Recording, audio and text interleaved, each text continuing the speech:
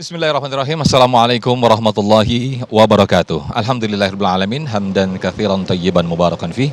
La haula wala quwata summa salatu wassalamu ala Rasulillah.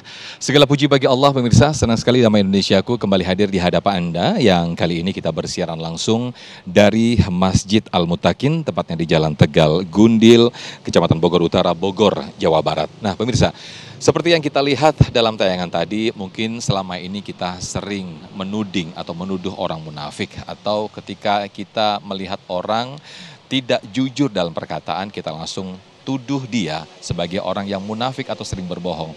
Namun, tahukah kita ketika kita tidak pandai menjaga hati kita, jangan-jangan secara tidak sadar kitalah orang yang munafik itu. Na'udzubillah summa na'udzubillah. Nah, pemirsa, pembahasan yang menarik ini kita akan angkat dalam Damai Indonesiaku kali ini, yaitu jaga hati, hindari munafik tanpa sadar. Bersama guru-guru kita yang sudah bersama jamaah dengan Habib Nabil Al-Musawa dan juga Ustadz Asmar Lambo yang akan mengangkat tema yang menarik ini pemirsa. Langsung saja kita akan simak tausiah dari guru kita di segmen satu ini, Ustadz Asmar Lambo yang akan menyampaikan tausiah. Inilah Damai Indonesiaku yang dipersembahkan oleh Sarung Wadimor, tentu sarung kita. Selamat menyaksikan.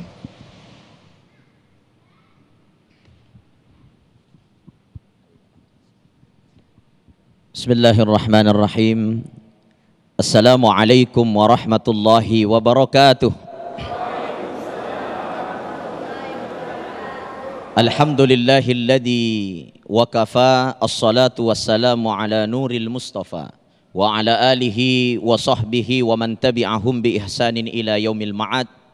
Allahumma salli wa sallim ala sayyidina wa maulana wa habibina wa syafi'ina wa qudwatina wa maulana Muhammadin sallallahu alaihi wasallam wa ala millati abina Ibrahim hanifa wa ma kana minal musyrikin. Qala Allah Ta'ala fi kitabihil kirim, innal munafiqina fid darkil asfali minan nar walan yajid lahum nasira. Ya. Sadaqallahul azim wa ala dzalika minasyahidin wasyakirin. Para pemirsa Damai Indonesiaku TV One dimanapun berada, Bapak Ibu yang hadir, guru kita bil khusus Habib Nabil Al-Musawwa, semoga beliau sehat selalu, diberikan umur yang panjang dan senantiasa menjadi suluh kebaikan untuk kita semua. Amin ya rabbal alamin. Bapak Ibu dimuliakan Allah yang hadir, Masya Allah, ibu-ibu ya, sehat Bu? Sehat? Ya, bapak-bapak sehat semua? Ya Masya Allah, semua wajah-wajah orang-orang shadiq, semua wajah-wajah orang-orang jujur, nggak ada wajah-wajah orang munafik di sini, betul tidak? Ya, semoga kita semua tergolong orang-orang yang jauh dari sifat munafik. Judul kita pada siang hari ini sangat luar biasa, membahas tentang munafik tanpa disadari. Ya, munafik tanpa kita sadari. Munafik di dalam Al-Quran surah An-Nisa ayat 145 ancamannya sangat besar. Di mana dalam ayat yang saya bacakan tadi Allah Subhanahu wa taala katakan innal munafiqina, sesungguhnya orang-orang munafik itu fid darkil asfali minan nar, tempatnya adalah neraka yang paling bawah. Jadi tingkatan-tingkatan neraka itu, kata Imam Ghazali, neraka itu ada beberapa tingkatan. Namun dirinci oleh Ibnu Qayyim Al-Jauzi rahimahullah ta'ala di dalam kitab Al-Ashirah Al-Muwajibatu li Mahabbatillah, dia katakan bahwa neraka itu ada 7 tingkatan. Tingkatan yang paling panas adalah neraka yang paling bawah. Siapa yang akan tinggal di neraka paling bawah itu adalah orang munafik. Dan istilah munafik, jamaah dimuliakan Allah, itu banyak sekali peribahasa maupun istilah-istilah yang biasa kita gunakan dengan cara menuduh satu bahasa, yaitu munafik. Mungkin ibu-ibu, apa yang biasa dituduhkan kepada orang yang munafik itu? Ada yang tahu? Munafik biasa juga disebut dengan lain di hati, lain di bibir.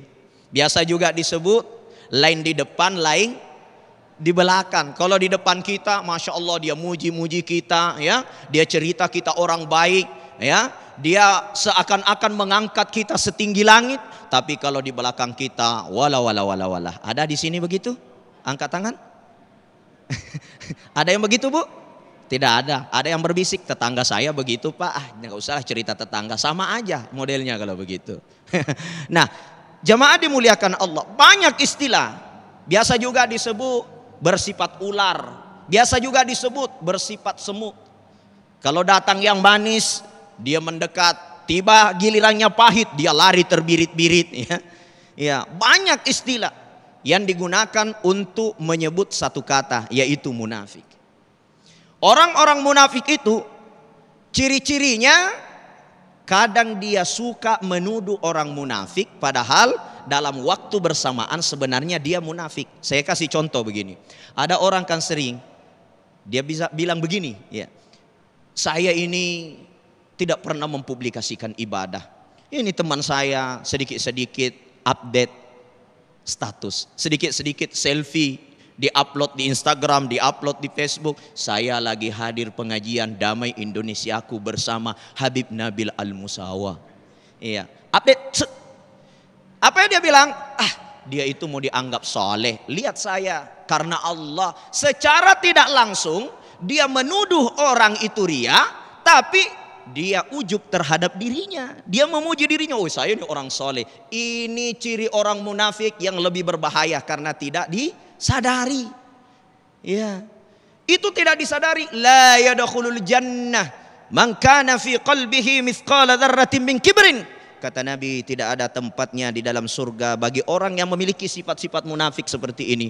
Orang yang ujub terhadap dirinya, orang yang merasa dirinya lebih baik, orang yang merasa dirinya wow gitu dibandingkan dengan orang yang lain. Maka sifat munafik yang tidak disadari inilah yang paling berbahaya. Ya, jadi banyak orang-orang yang seperti itu. Pemirsa Damai Indonesiaku TV One dimanapun berada, orang munafik seringkali juga disebut bersifat semut. Ya, bagaimana semut itu? Ketika datang yang manis mereka mendekat. Kalau hal-hal yang pahit dia menjauh. Ini parah. Ya.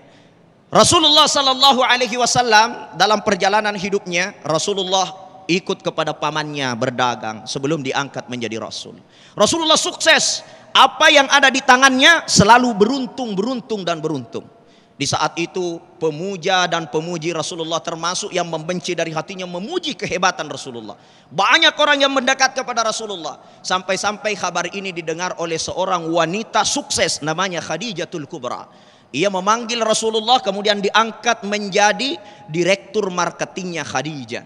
Sampai sukses bisnisnya Khadijah di tangan Rasulullah SAW. Pengikutnya Nabi begitu banyak yang datang. Tapi lambat laun perjalanan, Khadijah menginginkan Rasulullah untuk dinikahi Khadijah. Akhirnya Khadijah dinikahi oleh Rasulullah Sallallahu Alaihi Wasallam. Setelah dinikahi Khadijah, bisnisnya Rasulullah bersama Khadijah itu mulai merosot. Kenapa? Karena keuntungan dan modal bisnis Khadijah itu dipakai Rasulullah dalam perjuangan dakwah. Akhirnya berkurang. Bahkan setelah mulai merosot bisnisnya Khadijah, Rasulullah mulai dijauhi oleh banyak orang. Yang bertahan hanya sedikit. Bahkan 10 sahabat Rasulullah yang setia, yang tidak goyah, sampai-sampai Rasulullah memberi jaminan 10 sahabat masuk surga. Di antaranya adalah para Amirul Mukminin.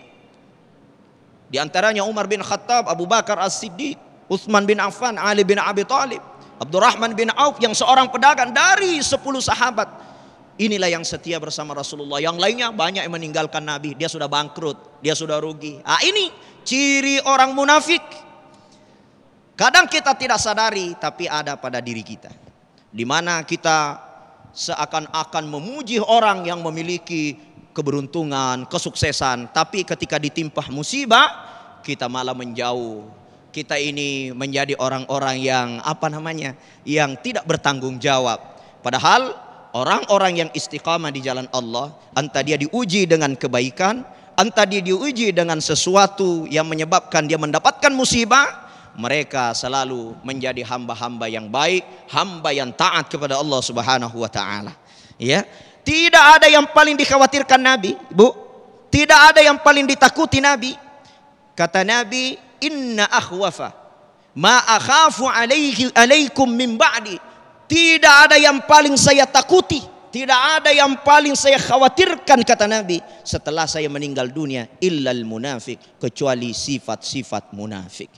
Ya, ada nggak di sini yang punya sifat munafik? Lain di mulut, lain di hati. Ada nggak?